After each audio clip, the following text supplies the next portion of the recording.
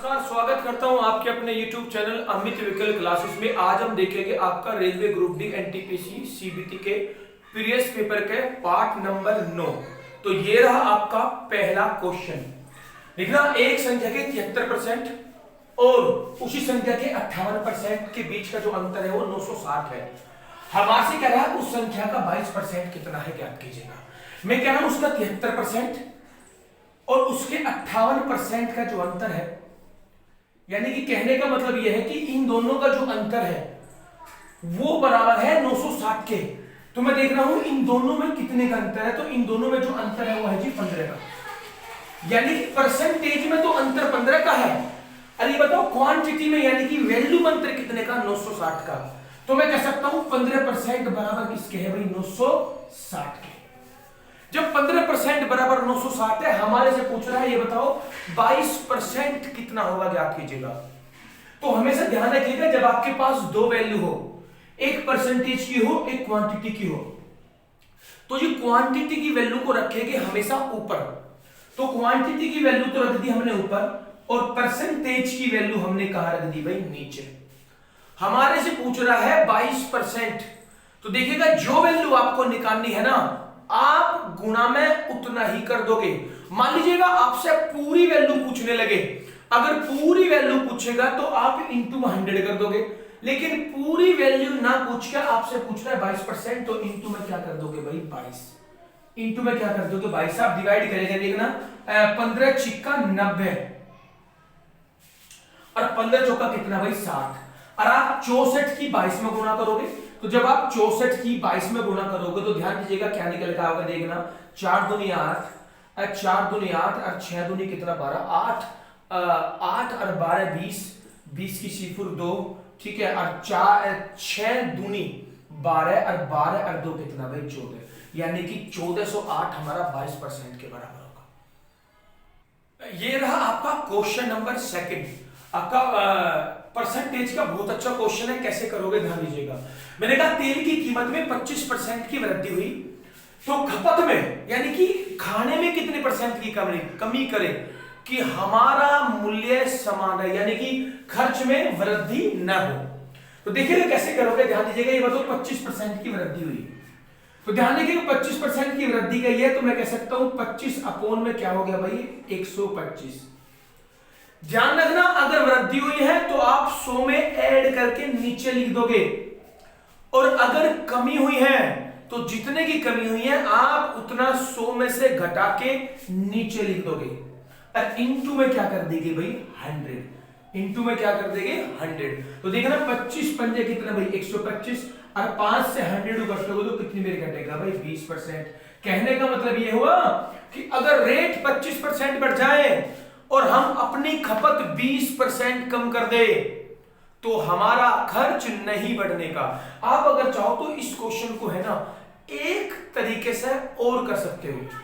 कैसे, ध्यान दीजिएगा। यहां तो देखिएगा अगर वृद्धि है तो जितनी वृद्धि है उतना 100 में ऐड करके नीचे लिख दीजिएगा, इनटू में क्या कर दीजिएगा 100। तो करना कैसे, एक और तरीके से, इसे ध्यान दीजिएगा। यहां जाइएगा, देखिएगा 25% का मतलब होता है जी 1/4।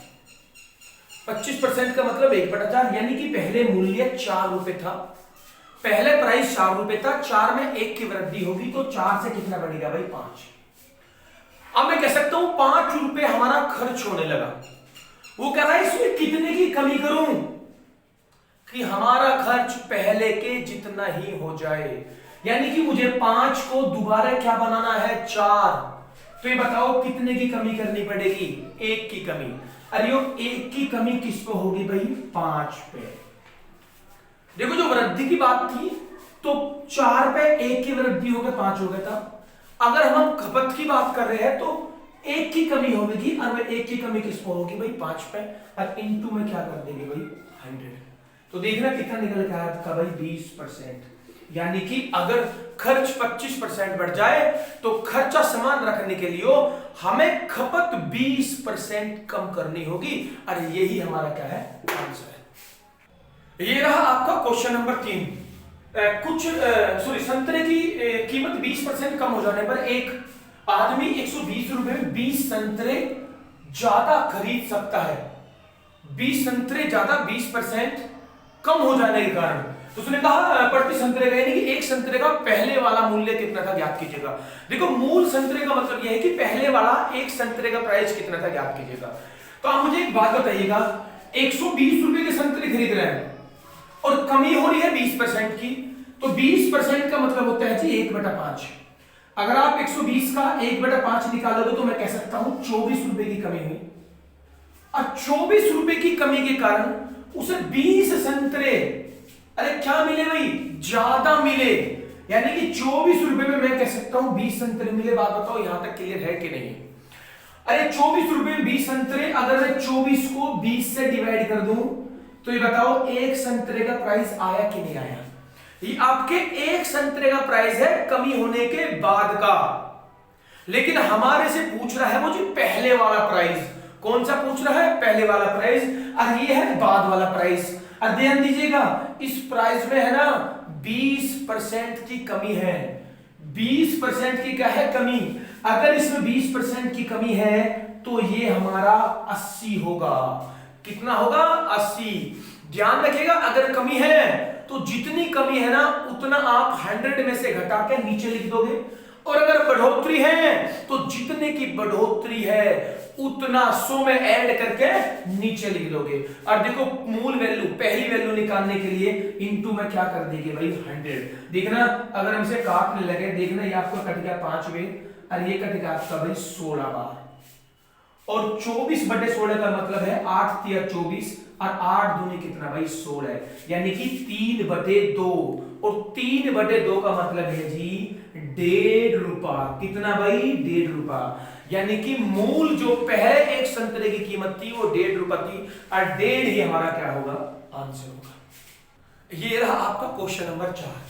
सचिन को पुराने टीवी को पुनः बेचने पर 37.5% का लाभ हुआ यदि उसने उसकी वस्तु, यदि वह वस्तु यानी कि वह टीवी, सॉरी वह टीवी की बात कर लीजिएगा, वह टीवी 3880 रुपए में खरीदी थी, तो ये बताइएगा उसने इस टीवी को कितने रुपए में बेचा, ज्ञात कीजिएगा।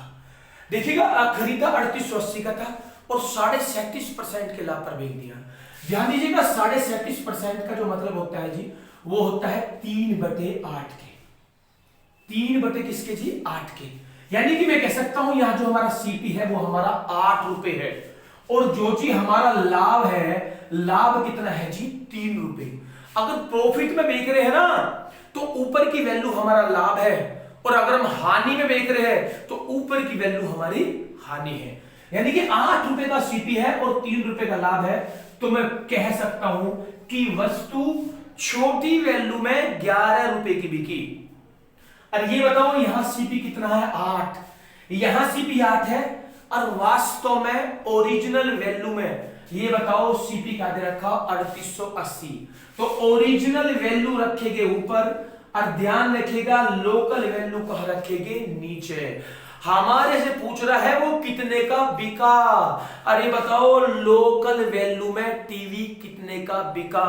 लोकल वैल्यू में टीवी बिका 11 का, तो इनटू में क्या कर देंगे जी? 11 काट दीजिएगा। देखना 8 चौका 32, 8 चौका 32। अगर हम देखने लगे 6 बच गया, और 8 निम 8 चौका 32, ये आपका 6 बचा, 8 आ गया, और 8 कितना जी? 64, और 68 64 यानी कि 40 आ गया। 8 पंजे कितना जी? 40, यानी कि 485 इंटू में कितना होगा जी? 11।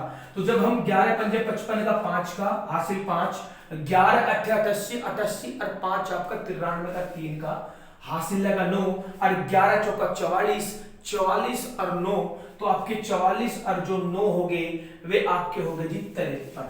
यानी कि वो जो टीवी बिका ना 37.5% के लाभ पे, वो बिका जी 5335 का, और ये ही हमारा क्या है भाई? आंसर है। ये रहा आपका क्वेश्चन नंबर 5। देखिएगा भट्टे से रिलेटेड क्वेश्चन है।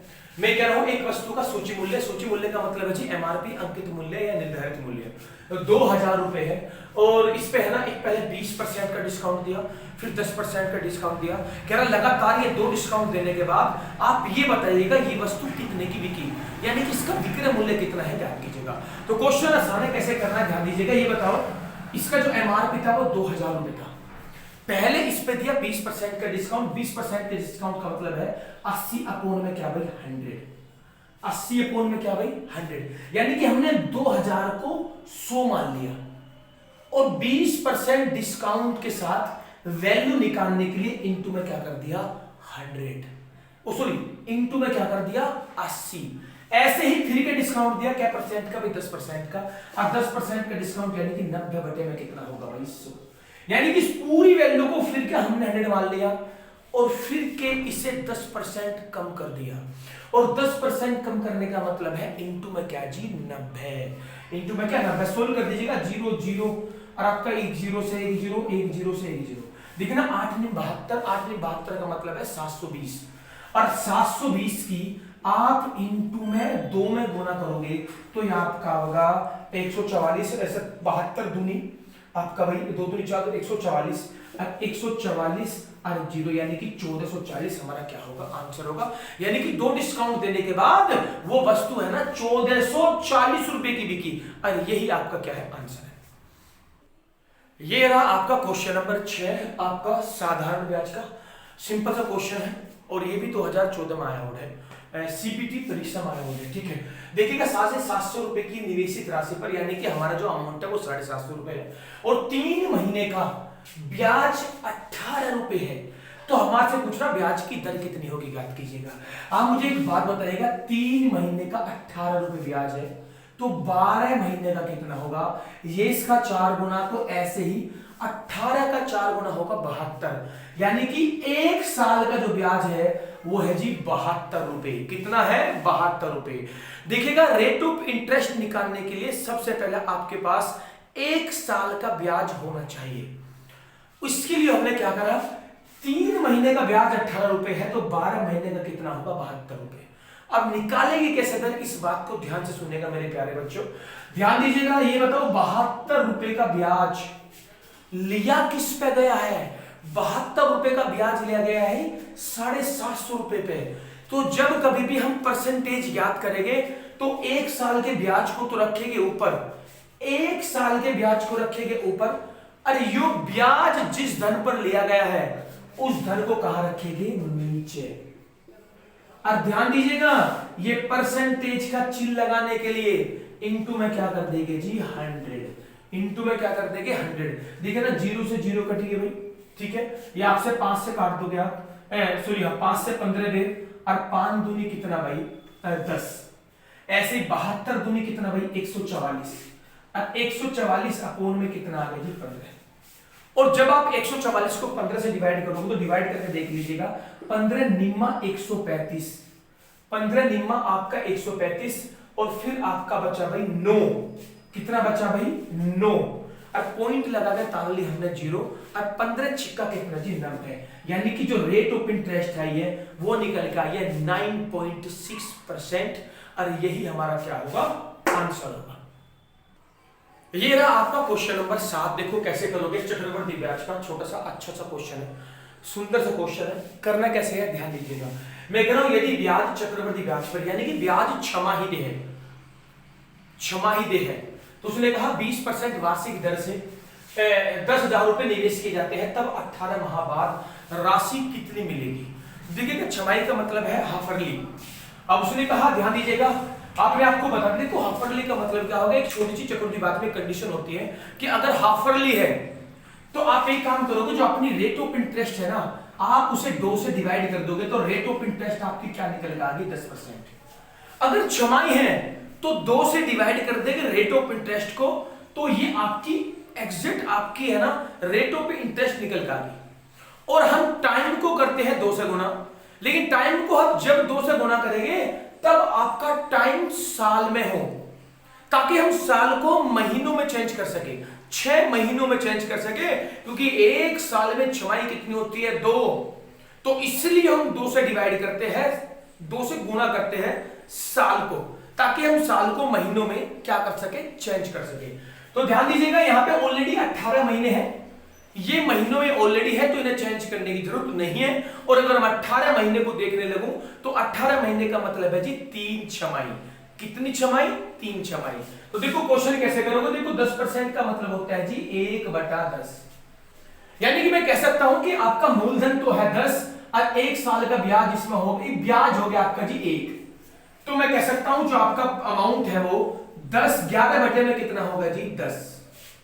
अब ध्यान रखना, अगर आपका टाइम 2 है तो आप इन दोनों का स्क्वायर कर दोगे, और अगर आपका टाइम 3 है तो आप इन दोनों का क्यूब कर दोगे।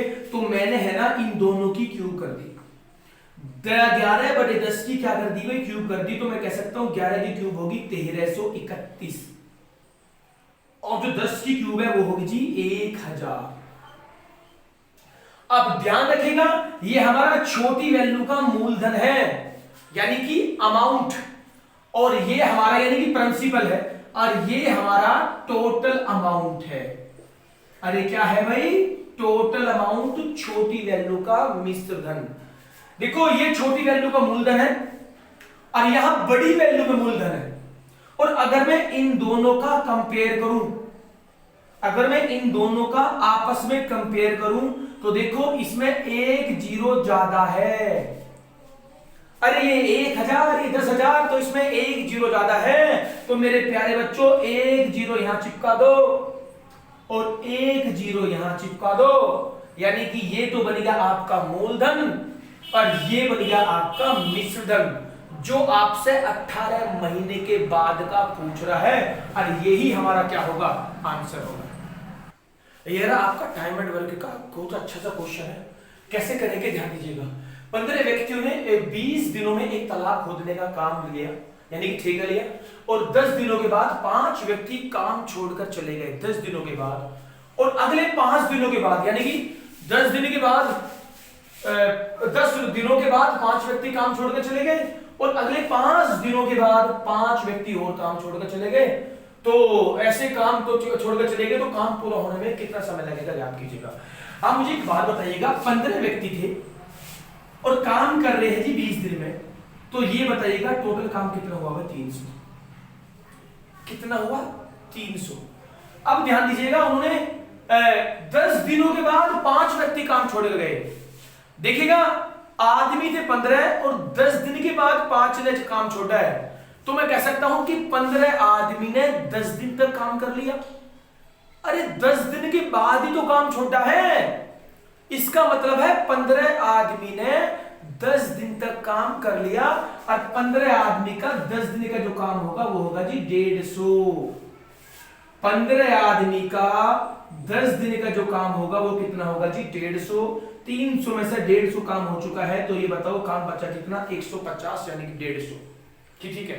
अब उसने क्या कहा सुन लीजिएगा, और अगले 5 दिनों के बाद, यानी कि अगले 5 दिनों के बाद, अगले 5 दिनों का मतलब ये हुआ कि 15 आदमी थे, 5 छोड़ के चले गए, तो आदमी 10 बचे, और इन 10 ने 5 दिन तक काम कर लिया।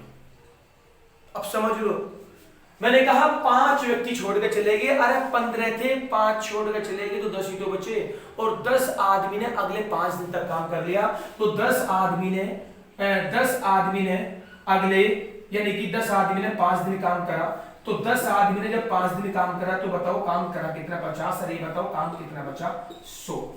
150 में से 50 काम हो चुका है, तो बचा कितना भाई 100। पहले 5 गए, फिर के 5 चले गए, अरे ये बताओ काम बचा कितना 100, और आदमी भी कितने बचे हैं 5। अरे 5 करके 2 बार आदमी जा चुके हैं, यानी कि 10 आदमी जा चुके हैं, और काम बचा है 100। तो इस बचे हुए काम को कितने आदमी करेंगे 5 आदमी करेंगे, यानी कि 100 काम को 5 आदमी करेंगे जी 20 दिन में। कितने दिन में 20 दिन में। लेकिन हमारे से ये पूछ रहा है कि टोटल काम कितने दिन में समाप्त हुआ, टोटल काम। तो आप मुझे एक बात बताइएगा भाई, 10 दिन तो स्टार्टिंग में लगे थे, फिर 5 दिन उन्होंने 10 ने मिलकर करा था, तो 15 दिन तो ये हुए, और आखिरी का 100 काम समाप्त हुआ 20 दिन में। तो ये बताओ टोटल काम कितने दिन में समाप्त हुआ जी 35 दिन में, और 35 सी हमारा क्या है आंसर है। ये रहा आपका क्वेश्चन नंबर 9। देखिएगा क्या कहा, 12 गाय एक साथ 7 दिनों में 756 किलो घास खाती है। तो वो कहता है कि 10 दिनों में 15 गाय कितनी घास खाएगी, 10 दिनों में 15 गाय कितनी घास खाएगी, याद कीजिएगा। तो देखिएगा ये आपका है ना मिश्र समानुपात है, ये आपके टाइम एंड वर्क में आपके क्वेश्चन आते हैं। और जब मैं आपको इन्हें बेसिक तरीके से पढ़ाऊंगा ना, जब आपको हम चैप्टर वाइज लेकर चलेंगे, तो मैं आपको ऐसे है ना कई प्रकार के क्वेश्चन कराऊंगा, बहुत तो आसान है। बहुत सी जगह यहाँ पे M1 D2 का फॉर्मूले का इस्तेमाल करते हैं, लेकिन हम आपको एक तरीके बताएंगे, आप उसके माध्यम से इस टाइप के सारे क्वेश्चन एक ही तरीके से कर सकते हो। कैसे, ध्यान दीजिएगा, यहां जाओ, देखिएगा गाय है 12 और जी 7 दिन तक घास खा रही है। अरे वो तो घास कितनी खा रही है भाई, ये घास खा रही है भाई 756। आप एक काम कर दीजिएगा, ये जो गाय घास खा रही है ना, गाय के घास खाने को आप गाय का काम मान लो, कि गाय है ना 756 काम करती है, ऐसा मान लीजिएगा, ठीक है। या घास कह सकते हो, घास से भी काम चल जाएगा, लेकिन काम मान लीजिएगा आप।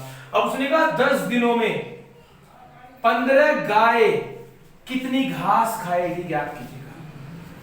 तो देखिए कि जब भी आपके पास ऐसा क्वेश्चन हो, आपके पास एक काम की वैल्यू दे रखी हो और आपको दूसरी निकालनी हो, तो एक काम करोगे, आप दूसरी वैल्यू को हमेशा 1 मान लोगे। क्या मान लोगे, 1, और कुछ नहीं करना, इसकी वैल्यू ऊपर पहुंचा दोगे और इस वैल्यू को कहां ले आओगे, नीचे। यानी कि इन दोनों के जो नंबर है ना, वो आपस में चेंज कर देने हैं। क्या कर देने हैं, चेंज।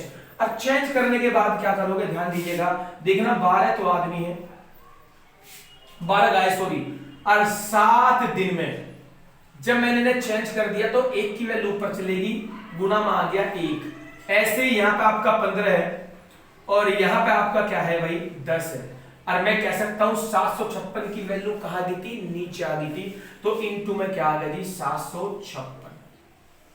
क्या निकल के आ गया जी, 756। अगर हम इसे देखने लगे, देखना 12 6 कितना हो जी, 72, 3 बचा, और 12 तिया कितना जी, 36, और 7 से 63, 7 निम्मा कितने हो जी, 63, तो 90 गुना में 15, यानी कि मैं कह सकता हूं 1/15 इंटू में जी आपका 90, और 15 निम्मा होता है जी 135, यानी कि 1350। 1 में 1350 आया। और अब ध्यान रखिएगा, ये वैल्यू अंश बटे है, बटे में आ रही है, तो आप है ना इस 1/1350 को अरे बराबर रख दोगे 1 के। किसके बराबर रख दोगे, 1 के। और जब आप इसकी इधर गुना करोगे तो आपका आंसर आएगा जी 1350। अरे यही हमारा क्या होगा, आंसर होगा। इसका मतलब ये हुआ कि 12 गाय 7 दिन में 1350 किलो घास को खा जाएगी। ये रहा आपका क्वेश्चन नंबर 10। देखिएगा टाइम रेल संबंधी, हाँ रेल संबंधी प्रश्न का आपका प्रॉब्लम्स ऑन ट्रेन्स, बहुत अच्छा क्वेश्चन है, कई भी परीक्षा में आया हुआ है। और अगर मॉडरेट की बात करने लगे, इजी से थोड़ा सा टफ करने लगे, तो यहां से क्वेश्चन बढ़ते बढ़ता है। देखिए उसने कहा 162 मीटर लंबी रेलगाड़ी है, 162 मीटर लंबी रेलगाड़ी है, और ये एक 54 किलोमीटर प्रति घंटे की स्पीड से आ रही है। और उसने कहा एक प्लेटफॉर्म है, और इस प्लेटफॉर्म को ये रेलगाड़ी है ना 42 सेकंड में पार करती है। अरे 162 मीटर लंबी रेलगाड़ी 54 किलोमीटर प्रति घंटे की स्पीड से चलते हुए एक कुछ लंबाई है प्लेटफॉर्म की, उसे कैसे कितने पार करती है, 44 सेकंड में पार करती है। हमारे से पूछ रहा, ये बताइएगा कि इस प्लेटफॉर्म की लंबाई कितनी है आपकी। तो ध्यान रखिएगा, जब रेलगाड़ी किसी प्लेटफॉर्म को पार करेगी, प्लेटफॉर्म को पार करेगी, गुफा को पार करेगी, बम्पर को पार करेगी, बंकर को पार करेगी, फ्लाईओवर को पार करेगी, या किसी अंडरपास को पास करेगी, तो ऐसी कंडीशन में जो हमारा डिस्टेंस होगा ना, वो डिस्टेंस होगा जी रेलगाड़ी की लंबाई प्लस प्लेटफॉर्म की लंबाई, यानी कि दोनों की लंबाई का जो योग होगा, अरे वो हमारा क्या होगा, डिस्टेंस। और ध्यान रखिएगा डिस्टेंस बराबर होता है जी टाइम इंटू स्पीड के। किसके बराबर होता है, टाइम इंटू स्पीड के। तो मैं कह सकता हूं हमारा जो टाइम है वो जी 44 सेकंड है। अब आपका टाइम 44 सेकंड है और स्पीड है 54 किलोमीटर प्रति घंटा। ध्यान रखना टाइम सेकंड में है तो आपकी स्पीड भी मीटर प्रति सेकंड में होनी चाहिए, और किलोमीटर प्रति घंटा को मीटर प्रति सेकंड में चेंज करने के लिए 5/18 से गुणा कर देंगे। अरे किससे कर देंगे भाई, 5/18 से गुणा। 18 तिया कितने हो जी 54, 18 तिया 54, 5 तिया कितना जी 15। अगर मैं 44 की 15 में गुणा करूंगा, देखो यह डायरेक्ट ही कर रहा हूं आपका, देखना 5 या 15 ये 44 है, तो 44 की 15 में गुना कर रहा हूं तो देखिएगा 15 चौका 60 की सिक्कुर हासिल लगा 6 है, और 15 चौका 60 और 6 66 यानी कि 660 मीटर लंबी।